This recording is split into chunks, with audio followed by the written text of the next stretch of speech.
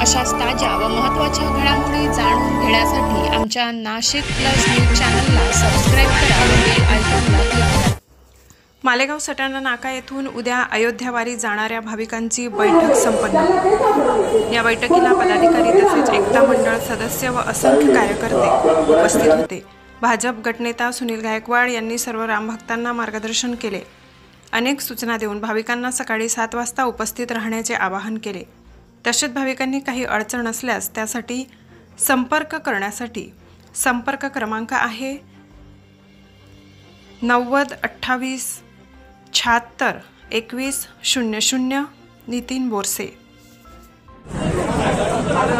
अयोध्यावारी करणाऱ्या राम भक्तांना माझा जय श्रीराम। आमच्या आत्ताच या ठिकाणी नियोजनाची बैठक झाली। या बैठकीमध्ये सर्व सूचना केलेल्या आहेत। अयोध्या धाम यात्रा आम्ही का आणि कशासाठी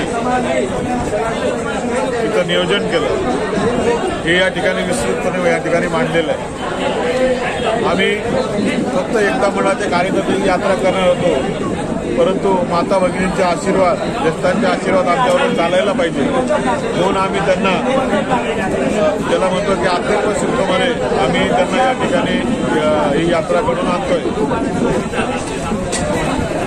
त्याच्यात महत्त्वाचं असं आहे की उद्या आम्ही आधी सूचना 8 वाजेची केलेली होती, मात्र ज्या पद्धतीचं नियोजन आणि जी संख्या वाढली तर नियोजनासाठी मात्र आम्हाला त्यामध्ये 1 तास कमी करून आम्ही उद्या 7 वाजेची वेळ या ठिकाणी सटाणा नाका येथे सगळ्या रामभक्तांनी, नोंदणीकृत रामभक्तांनी या ठिकाणी अगदी 7 वाजेच्या वेळेवर उपस्थित राहायचंय एवढी विनंती मी या एकता मंडळाच्या वतीने आपल्या सगळ्यांना करतो।